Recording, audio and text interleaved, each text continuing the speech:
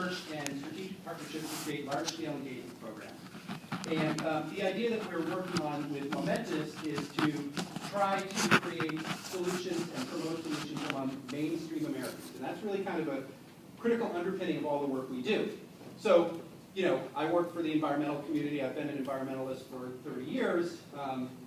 You may never meet another person whose resume has Environmental Defense Fund and Friends of the Earth on the same page. There just aren't that many people who work for both of them. But I also, in that period of time, gained an appreciation for the fact that environmental groups of all different stripes don't do a good job of communicating to the ordinary public, mainstream Americans, people who are not predisposed to being environmentally concerned. And I learned this when I was in college. I started a door-to-door canvass in Vermont with VPIRG. Our job was to go to as many doors as we could in the state and get people to sign on to an statewide environmental group. And you know, we did. It was successful, but it was uphill sledding. And what was really important was figuring out. We had all kinds of tricks. If they've got a Volvo, that's good. You look at you get the cues from the bumper stickers from if they have a garden. You know, so when you walk up to a door, we called it the rap. You know, you had to have a rap to present, and you had 4 minutes to do it or whatever, and you had to get these people to understand the consumer and environmental benefits you were trying to pitch to them.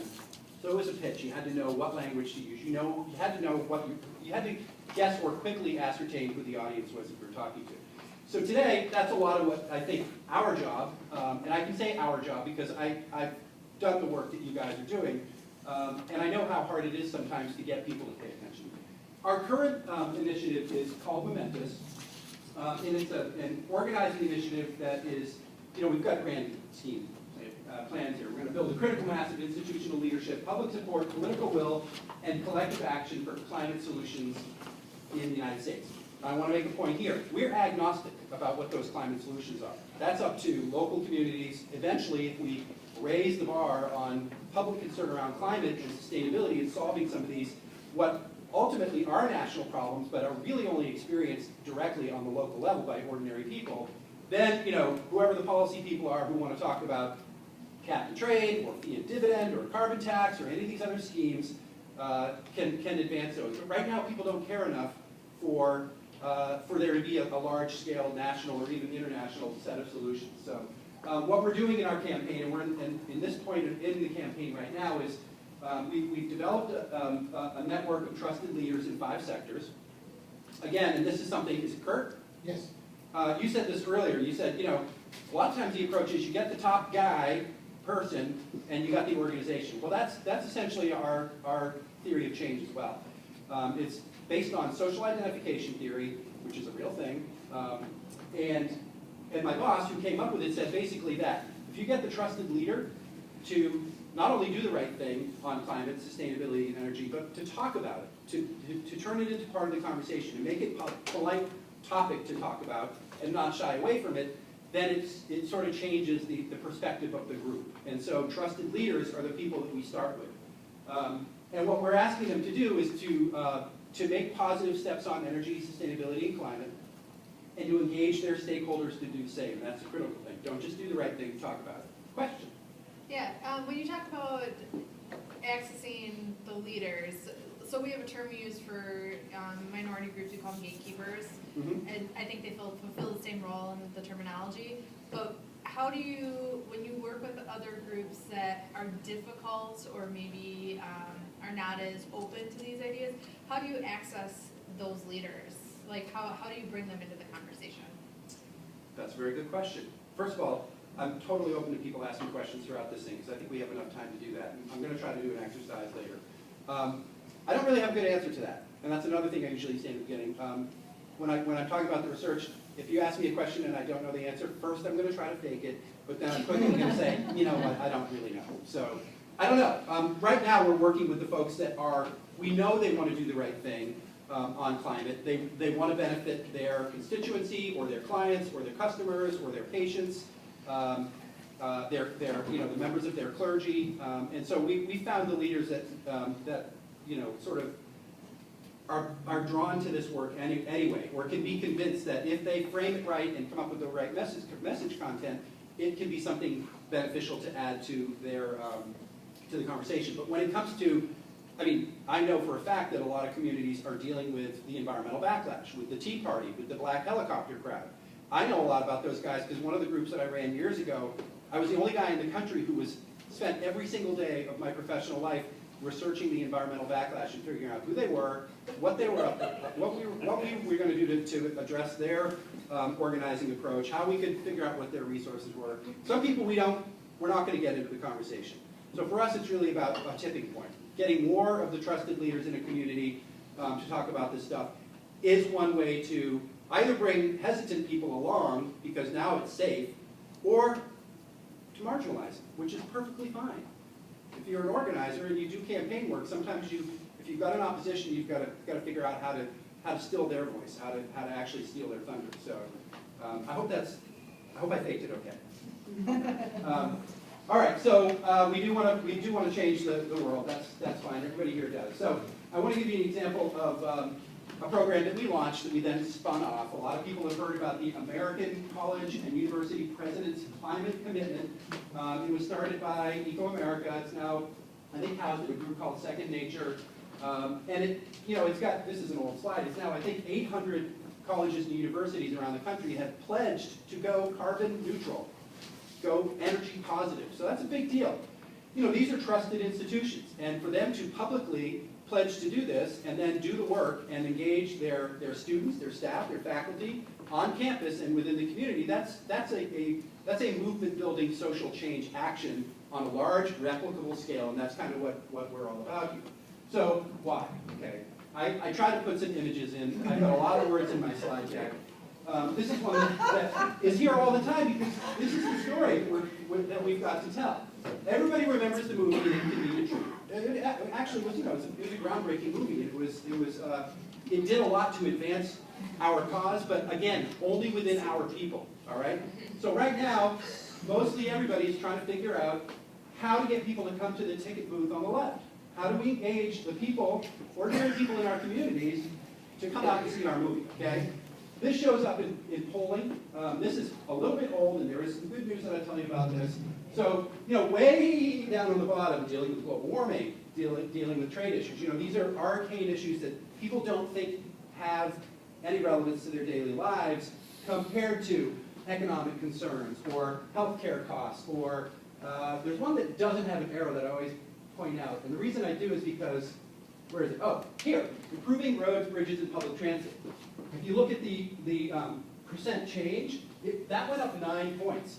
That was Hurricane Sandy. That was the flooding in Colorado. There were impacts. There were things that happened during that time frame that got people's attention. Now, who here among us cannot tie climate change to infrastructure and transit? I mean, that's what we do, right? But the public isn't getting it. So that's part of our job, is to figure out how the public gets that now. So those are still some pretty, even at the bottom, those are still pretty reassuring numbers in terms of what the general public cares about. So it's not like it's off the charts. I mean, yeah. Well, and there's two things that, and you're right. And there's two things that are that I want to say about that. I think this is Pew, and I should have the source on here. I haven't found it. Pew and Gallup do these polls every year, and they both this year in the last month or two released their poll, and climate change jumped 9 and 10 points. So there is something happening. I'm going to take personal credit for it. You should take personal credit for it.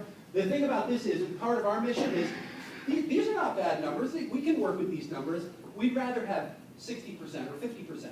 So we're not trying to move in this campaign, and what we're trying to engage people like you and people in the faith sector and business and other sectors to do, is not to make this the top priority for people, because that's not realistic for us to do.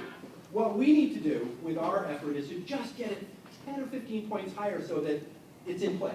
So that guy had a question and then his phone rang, so that's too bad.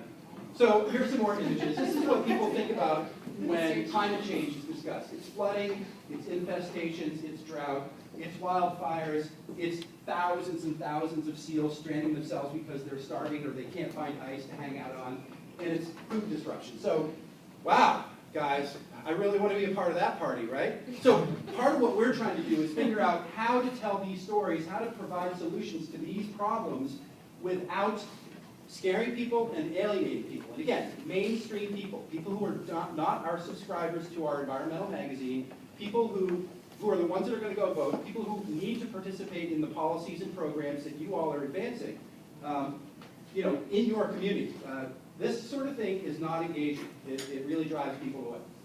So we're not connecting with Americans. Everybody is sort of like, when your mom or dad were telling you, something about brushing your teeth or cleaning your room or whatever. I have a 10-year-old, so I know. He's not actually going, blah, blah, blah, but that's basically what he's doing. He wants to tune it out. Nobody wants to hear about this stuff. So we have based a lot of our work in social psychology and consumer marketing, and there are psychological and sociological factors at play. We've identified some of them. Confirmation bias, okay? People are prone to figure out how to confirm the beliefs they already have. They don't want to try to struggle to have new beliefs on something. People are afraid. People want to avoid conflict. Motivated avoidance is sort of similar to confirmation bias. It's like, yeah, I just don't have the headspace to deal with, energy efficiency or climate change or until it smacks you right in the face, like, we were hearing about with flooding.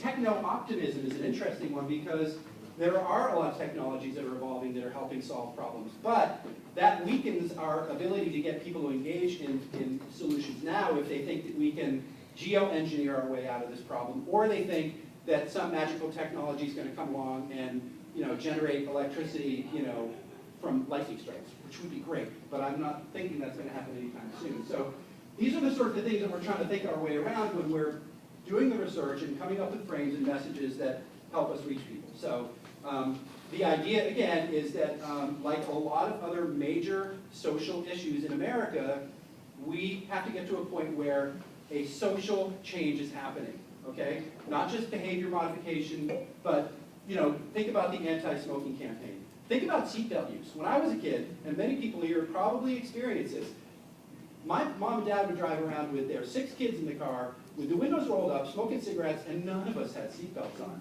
Imagine that happening now, okay? It took 30, 40 years for people to finally reset the way they viewed smoking and the way they viewed safety. There are issues that we know about right now. Marriage equality is another one. Universal health care. We saw the whole way that society is still in the middle of that shift on figuring out how to accept the fact that our healthcare system is inadequate and we've got to do things on a societal scale to fix them. So our approach, again, a little bit repetitive, but this is essentially how Momentous is set up. There are 7 overlapping circles up there, but right now we're really only in 5. My colleagues who do my job in the other sectors represent business, faith, health, I'm the communities guy, and we have higher education. We're not working with stewardship right now, that's national environmental groups, partly because they've already got their messaging, they think, and they is me, think that their messaging is all ironed out. So they're still talking about, and this is a simplification, but think about how many messages you see from environmental groups that feature those stranded seals or polar bear and some icebergs, Well, I don't know, I mean, that's probably not something that you're going to be dealing with in Evanston or Chicago or LA. There are other, approaches that we're trying to reach, that we're using to reach people who should be in our camp and aren't. So, again, the theory here is we're building a critical mass of institutional leadership, public support, and political will, and eventually working towards collective action, community by community, but eventually, hopefully, if we tip the scale, we will get to a point where we can start to think about and talk about national solutions again. So where are we? We're, I guess, right here. We've engaged leaders, we've created the programs, we're building these coalitions, and now we're reaching out. And we're starting to engage our partners to engage their peers, to get involved with the campaign work that we're going to do on a community basis. And 2017 may be maybe optimistic. We've got a presidential cycle coming up in 2016, so we'll see how we're able to prepare for that. So this, again, it's all big sales pitch, but here are our sectors again, and this is the sort of group that we're working with. So disciples of Christ, there are hundreds and hundreds of ministers or whatever they call themselves. I'm sorry, I don't belong to that church, and look at the congregation. So think of the numbers of people we can reach if we're able to saturate that. In in healthcare. You know, the American Psychological Association, 137,000 members. Their president is on board. These are groups that are participating with our campaign right now. Their leaders have signed on and committed that they're going to engage their membership. So we start trying to figure out how to add up mass scale, mass quantities of people in their professional life or in their intentional communities, whether it's faith or higher education, where they go, where they do business. And our idea is, we start with this big group of leaders. We get to the community level where we can start to actually get to all of these people. So it's sort of a, somebody used the term pyramid scheme earlier. I don't know if that's exactly what this is, but because we're not charging any money, giving this all away free.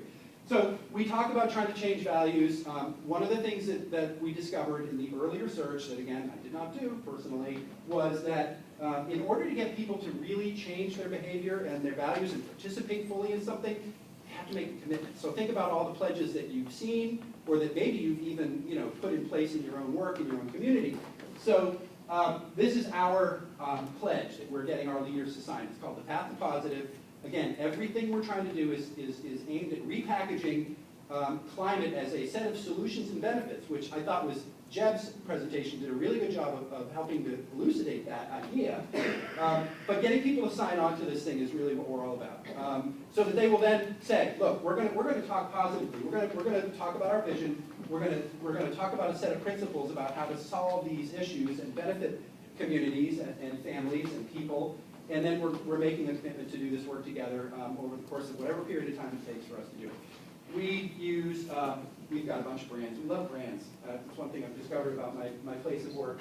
This is my old brand, by the way, Future Ready. That was my original brand. I've gone through 3 or 4 different brands. But what we're doing is putting together branded programs for each of these sectors. But it's all right. All the work is coming from here. It's the research that we've done over the past 6 or 7 or 8 years. Wow. I don't know. How does that work? Everybody's been suffering all morning without one. So. Oh, yeah. Awesome. Now we got to figure out how to... so anyway, that's, I think, hopefully enough on us. Oh, one more thing about me. This is, the name of my sector is now called Path to Positive Communities. This is one of my partners. That's Jonathan Prairie with a group called Climate Resolve in LA. The reason he's up there is that I'm at a point right now where we're starting to do place-based work as well. And LA, we thought we'd start with a little community somewhere that'd be easy to flip.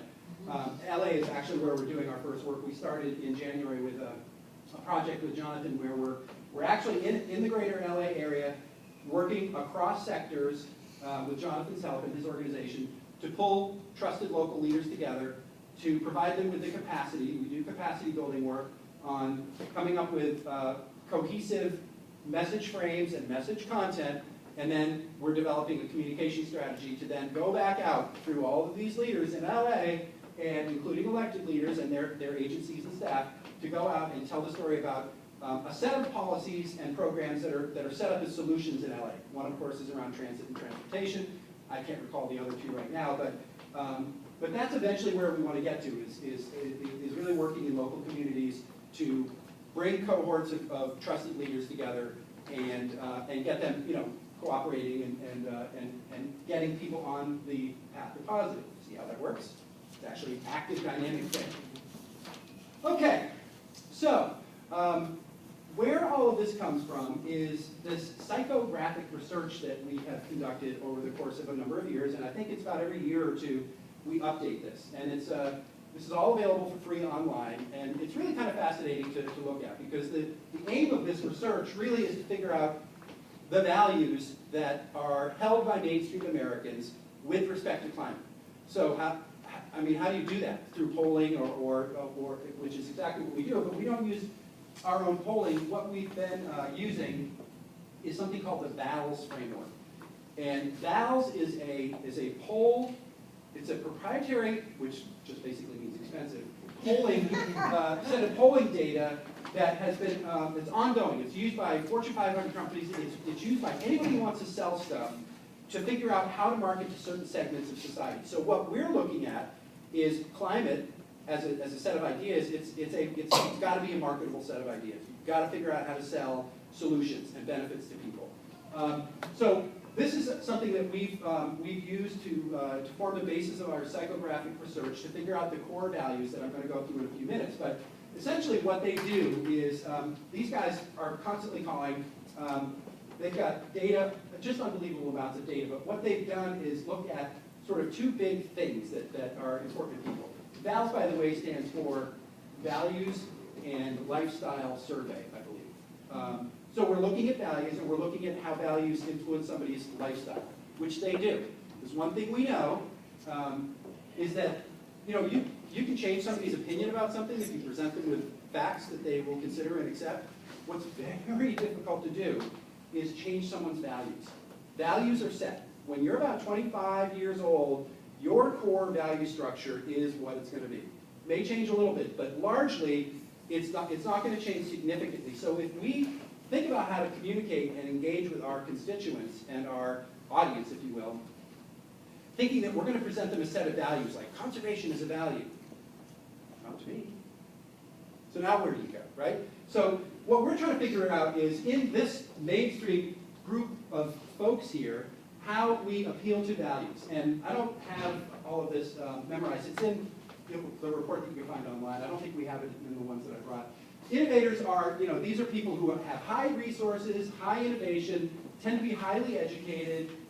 They're probably with us. We're not really targeting a lot of our messaging at them. On the other side is low resources, low innovation. These are folks that are probably never going to be with us. And when you do a campaign, you figure out the folks your base you already have, don't waste resources on them. To your question earlier, that the folks that you can never expect to get, you don't want to target your efforts at them either, because you don't necessarily have to have them. So where we are is, these are thinkers. These are people who have ideas. They operate based on ideals. So you can appeal to them based on ideals. Achievers are based on achievement. They're trying to live the American dream. They're thinking about how to consume. How do we get them to think about consuming more wisely, more sustainably? How do we flip their behaviors and their opinions based on that value?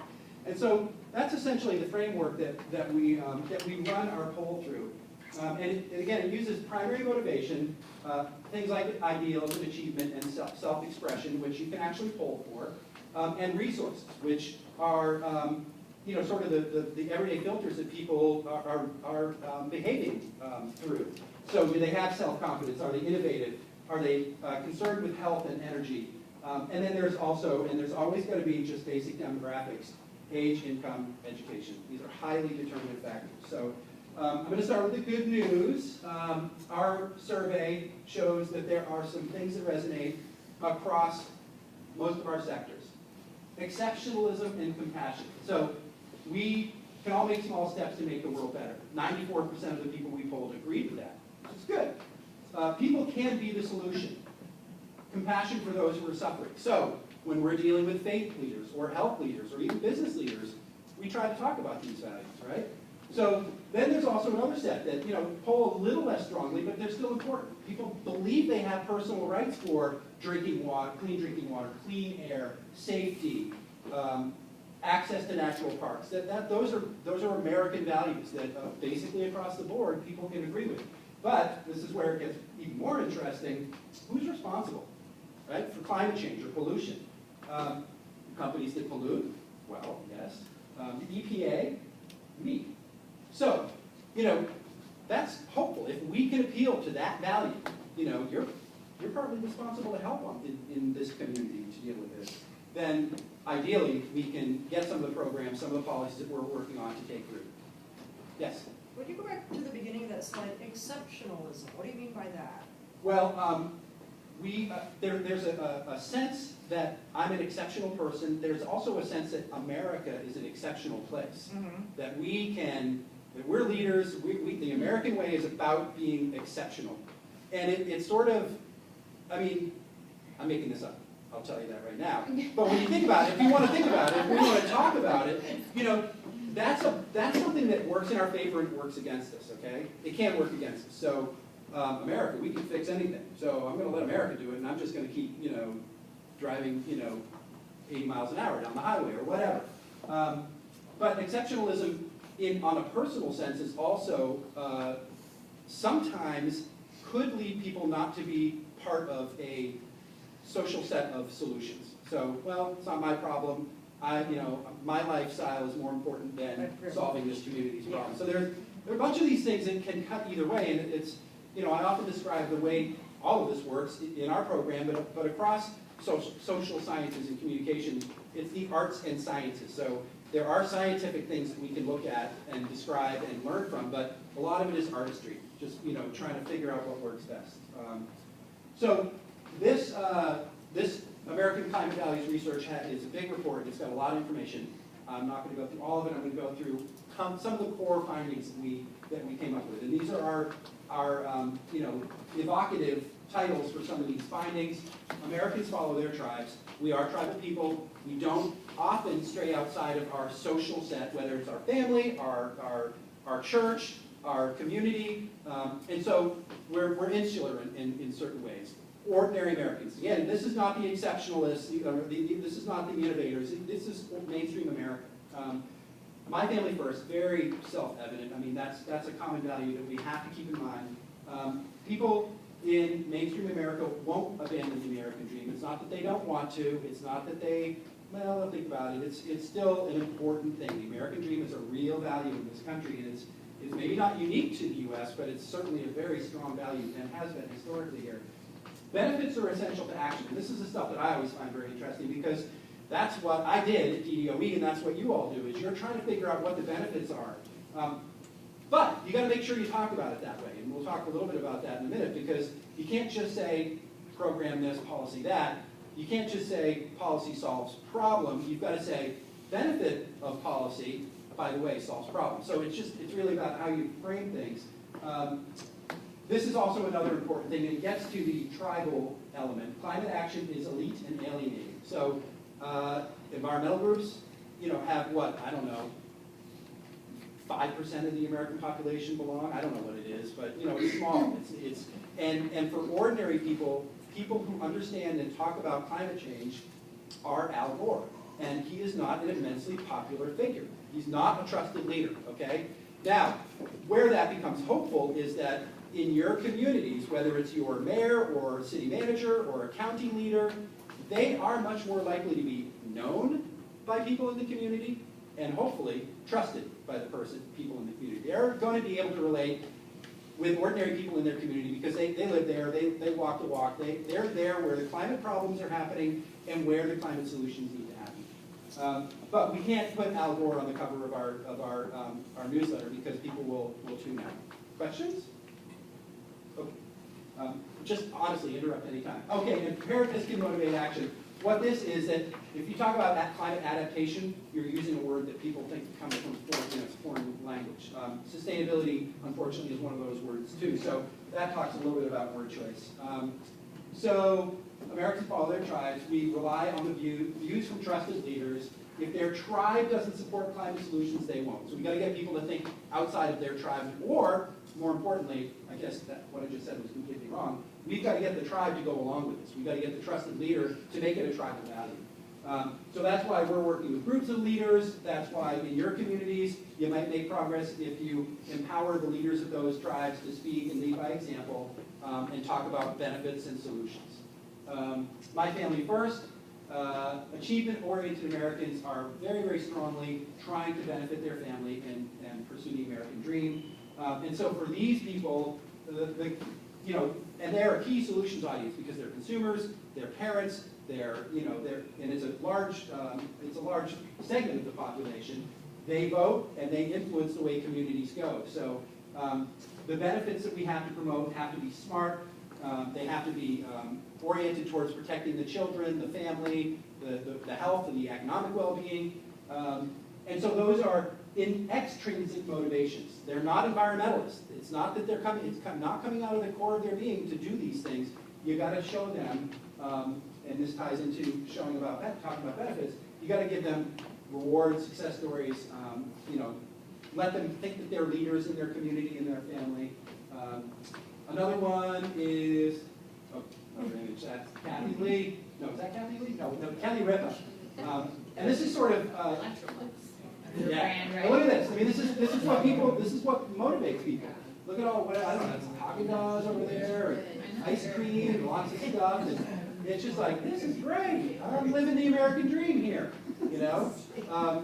And that's what this finding is. They're upwardly mobile people, they're status seeking, and they are going to demonstrate their value by consuming and by keeping up with the Joneses, by having the latest and greatest. And it's not that it's just that it feels like the right thing to do. People feel like they've earned the right not to skimp and save and give up. And so, you come at people with a message of deprivation, ordinary Americans, a lot of them are going to be turned off by that message. I don't know, you know, I don't have all the answers on the exact right message. That's stuff we've got to keep evolving together. But we know from this research that we've done that telling people to do without and cut back is not really a popular message. So, you know, these are important people to get to because they are followers, and if we can get them on board somehow or another, they'll be an important part of our pathway forward. So, benefits are essential for action. For the most part, people aren't seeing the benefits of solutions. I think that's changing. I think that's something that we're going to start to see changing more rapidly. And part of that is they don't see penalties for not acting or not participating in policies and programs. They're not quite, you know, it's something you want to punish them for not doing it, you know, but they're, right now they don't see what the benefits are because they don't see the penalties. So what we've got to talk about are these real solutions that are personally relevant and connect climate solutions with the pocket benefits, the family health benefits, the community stability, whether it's economic or even ecological to some extent when you talk about things like flooding or droughts or you know, food issues and stuff like that. So climate action is elite and alienating. Climate beliefs are associated with educated, rich, and you know, networks of people who are powerful and you know, and are from privilege. So you guys are powerful. You're all educated. So you guys, you know, frankly, you are not the right spokesperson. You've got to find other people that are your validators in a way. So we need messengers that people relate to. And the next slide is, you know, another, you know, this is sort of, you know, there's St. Al up there, and, you know, John Kerry, you know, that doesn't help. When John Kerry says that climate change deniers are flat earthers. Now, he's right, but it doesn't help us that, you know, that he is right. He's not the messenger, and that's not the right message. Here's another one, you know, so, and you know, there are a lot of people who truly believe that this climate thing is wrong, that we're totally wrong. They're not idiots. Some of the smartest people in this debate are against this. You know, think about that. Give the opposition a little bit of credit. There's anything I learned when I did that for a living is they're not stupid, they're very smart, they know about how to campaign, they know about how to communicate. The more we think that our true opposition is inept, the less ability we have to do our job. So, you know, it's global warming, stupid. You know, that's, mainstream Americans see that and they don't feel like they're a part of this conversation. They don't want anything to do with it.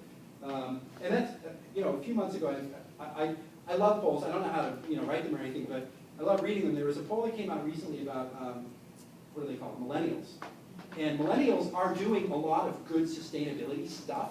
They belong to car share, they bike, they walk, they're living in urban areas, they're using less of an ecological footprint in the built environment, but they hate being called environmentalists. Don't call me an environmentalist. And the only reason why is because the value associated with that now is political, it's adversarial, it's not constructive, it's not who they want to be viewed as. So, you know, we've got to find those messengers that are more easily trusted. So, all right. So, summary recommendations from that report: focus on people, don't belittle, leave preaching to preachers, engage groups of people, and empower local leaders to lead. That's what we're working on doing now. Understand and incorporate everyday concerns. Emphasize solutions, benefits, and success. I always go with the serial comma here, and whoever wrote this slide doesn't, but I'll fix that in post-production. So deliver and position solutions as bold and effective. So that's a value that I didn't talk about, and it goes to that American exceptionalism thing. You know, it's this techno-optimism. Well, America, it's America. I mean, we invented sliced bread. know if we did that or not, but there is a sense that bold solutions, bold masculine solutions, and if you read the report, there's one very interesting finding in there that there's so much in there to unpack that climate solutions are seen as effeminate, not masculine. So in terms of imagery, if we figure out images that are more masculine, like guys with giant wrenches on top of a windmill, you know, as opposed to rain gardens and flowers, you know. This is a thing. We found this out when we did this research. So that's what that one is. So emphasize relevant reality. Use science sparingly. So you don't want to bore people with climate science and you know, it's going to go over people's heads and they're not going to feel like they understand what you're talking about. They'll tune you out. So when you're talking about the science of climate change, talk about impacts, talk about processes, talk about, you know, systems in your own community that people can actually relate to and actually probably experience if it's a stream or the lakefront or, you know, that sort of thing. So pragmatic appeals such as preparation, local control, independence and security, these are, you know, more appealing and more accessible than global arguments about solving climate change to save species and so forth. Reinforce the climate health and climate weather connections because those are impacts that people are feeling. People are noticing the weather more and more. People are noticing health impacts that they're experiencing, and I think they'll notice that more and more. And then avoid connecting solutions with new or change. Instead, focus on the personal benefit and the family values. Again, people you know, get a little freaked out about new ideas. They may not like new stuff because they're acquisitive and they're you know, seeking the American dream. But new ideas, people sign on to them slowly. So you have to sort of focus on stuff that they already get, they already understand. So I brought a couple of things. One of them is, as I described it earlier, wafer thin. And the other one, which is much newer, is quite heavy. So I don't want to fly back to DC with any of them. But what we've done with this values research is then turn it into what we call learnings or, you know, hopefully helpful shortcuts, instructions, you know, guidebooks, whatever. So at this point, I just want to ask a question I meant to ask earlier, but how many people here, you know, on a regular basis are writing material, whether it's tweets or talking points or press releases for yourself or for your boss or somebody in your organization that's meant for the public? So, I mean, basically everybody. That's part of the job, right? So now this question, and I'll be surprised if very many hands go up, so I'm giving it away, but how many of you have done polling and research to figure out the message frame and the message content that you need to do that job better? How many of you guys have been able to? It's expensive. It's time consuming, and it's a luxury that unfortunately environmental groups don't do, which they should, and as you know, municipal workers, there's just no way. There's just no way. So that's why we're doing this. We're not doing it for us, we're doing it for you. We're very generous that way. But what we're really trying to do is come up with essentially nonprofit PR guides to figure out how to update your language and how to communicate more effectively. So I'm not going to go through all of these. I don't even know if I'm going to go through the ones that I underlined here. But from this report, from the research, we distilled these 13 steps. These are helpful guides that you can incorporate when you're writing anything for public consumption. I would say even writing anything for internal consumption within your agencies or organizations to some extent. Start with people, stay with people. Make it about people. Don't make it about polar bears. Connect on common values. Yes?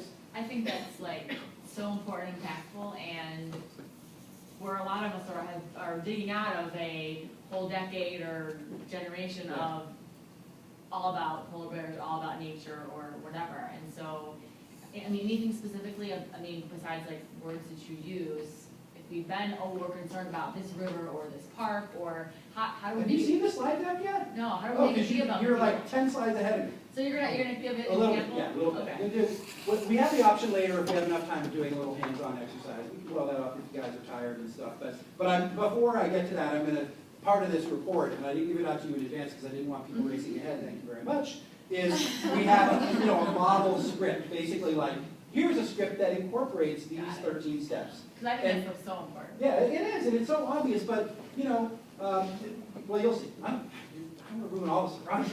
All right, so connect on common values. Common values are common across the American public, but there are nuances within sectors in your community, and there are nuances from community to community. That's all up to you to figure out. You've got to know your audience, and that's another one of the findings that is talked about a little more in the more recent report.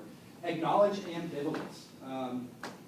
So people don't like to be made to feel stupid. So if you come into your messaging with a stance that the science is settled, I know what I'm talking about, you should also understand this because it's been in the newspaper.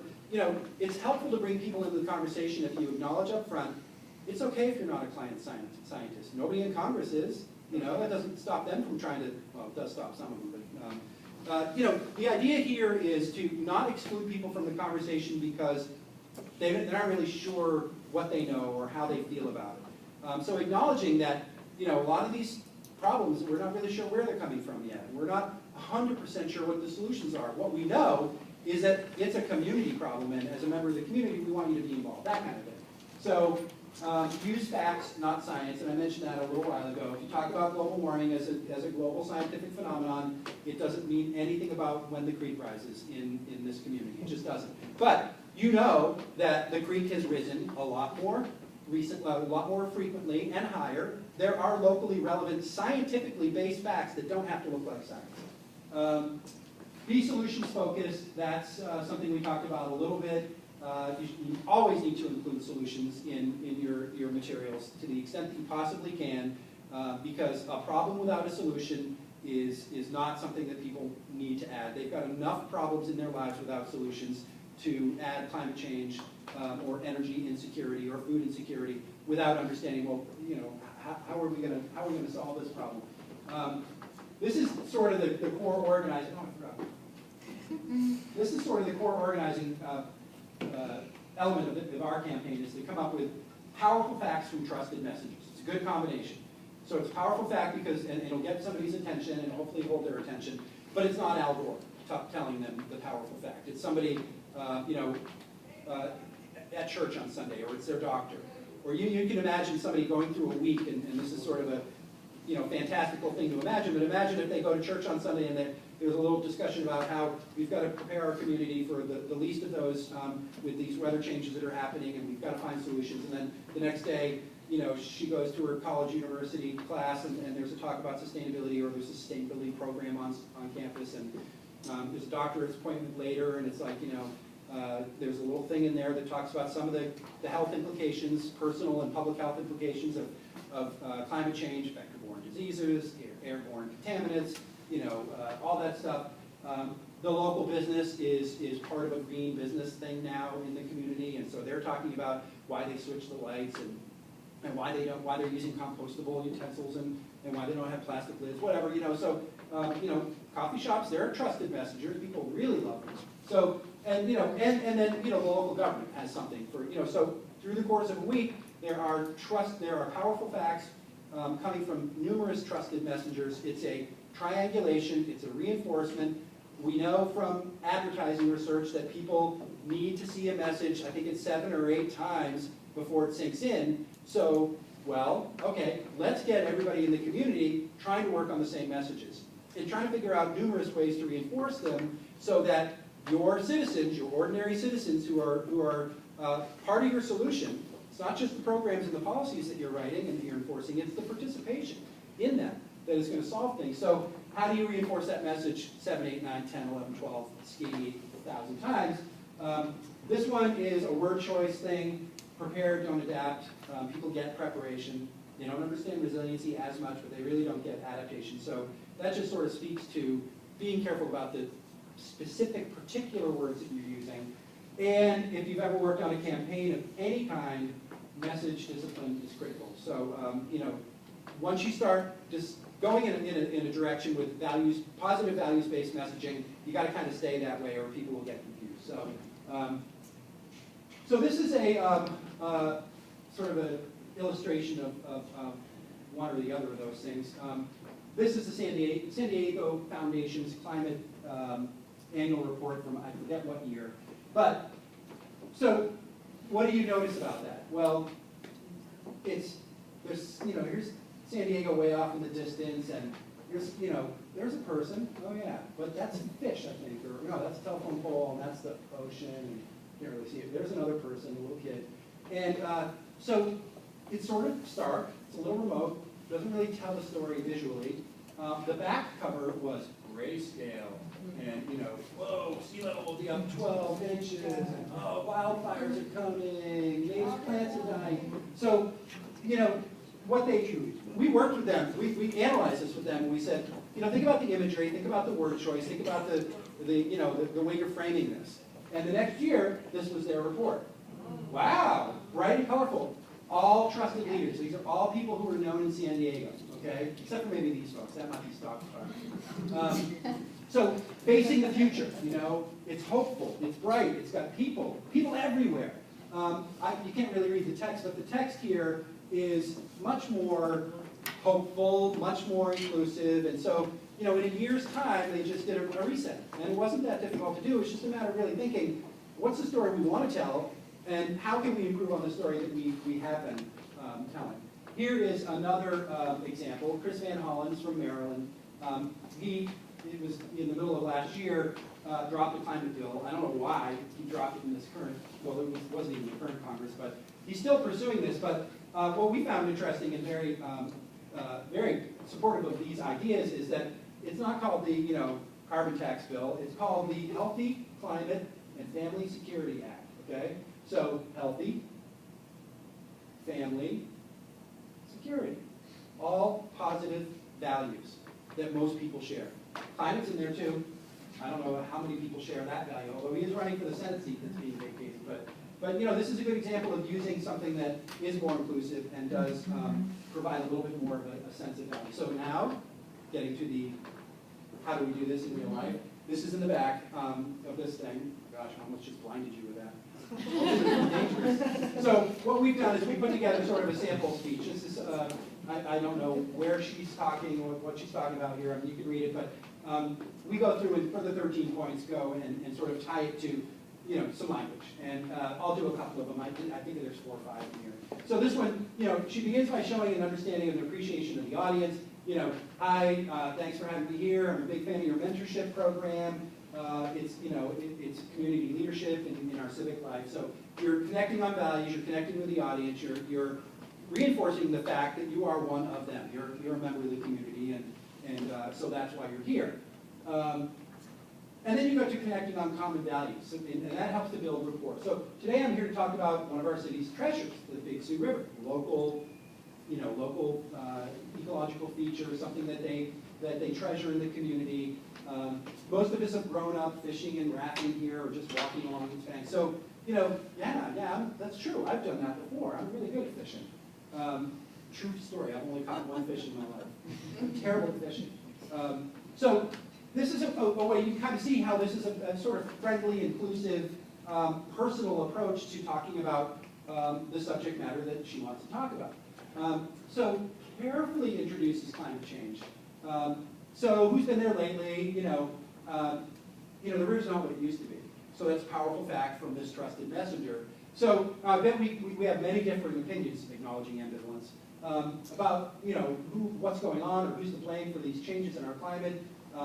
But we all need the river to be healthy. So it's it's a reassuring, positive, hopefully leading to some benefits statement that has been made here that gets climate change into the discussion without starting with, I'm here to talk about climate change and the fact that the river is just about dead and it may never come back. That's not going to get people to come along with you in your campaign. So in this one, we're using facts, not science. The water level is down and higher water temperatures are impacting fish counts. That can all be proven scientifically, but we're not talking about you're not talking about oxygen levels as a percent decline over whatever. You're not talking about fish counts.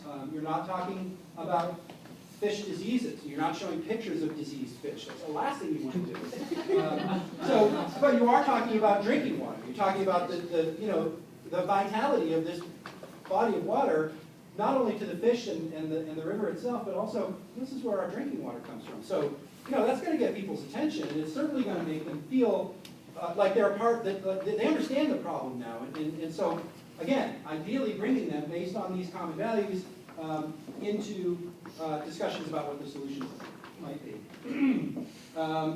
So, and this, I just basically just said this, you don't want to put a lot of numbers, people can find that, you can always point people to additional resources if they want to get reports on the river health and the most recent scientific study and so forth, but you know, in your first approach with people, you know, try to keep those numbers to a minimum. So, you know, the solar power industry in Iowa has grown 33%.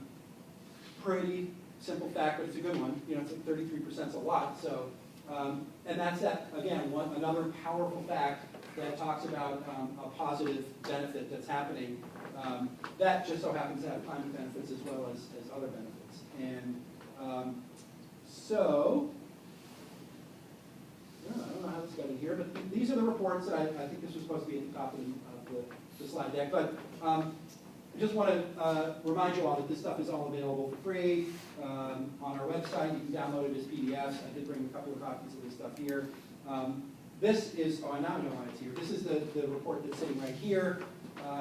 We did this report with the Center for Research on Environmental Decisions, which is at Columbia University. It's an NSF-funded communications shop at Columbia. And we collaborated with them to do another version of our 13 steps, and it's much thicker, and there's a lot more information. But I wanted to put it up here because it sort of reinforces some of the stuff and reframes some of the stuff that we've already just gone through. Put yourself in your audience's shoes. So try to relate to your audience, and that's kind of a version of putting people first. Channel the power of groups. And again, this is research-based stuff. This is not just, you know, marketing 101. It's stuff that we've actually looked fairly deeply into. We know that groupthink is a real thing. We know that leaders of groups are trusted for, well, they've built trust over time. They've earned trust. And so if we can take advantage of that earned trust and get them to present some of our framing and messaging, then we've made a step forward. Emphasizing solutions and benefits. Bring the climate impacts close to home. So there are climate impacts in every single community in this country now. That I can't think of a community that's not dealing with them, some a lot worse than others. So, you know, 5 years ago, I wouldn't have said that quite as forcefully, but things are really rapidly changing, and I think earlier when I talked about a 10% uptick in people's concern about climate change, it's because of extraordinary things that are happening in their own community. It's, you know, again, you're not just reading about it, or it's not a remote possibility. People are actually losing parts of their homes, their livelihoods, their health, because of climate change things. They may not know that, but those are local facts that are happening.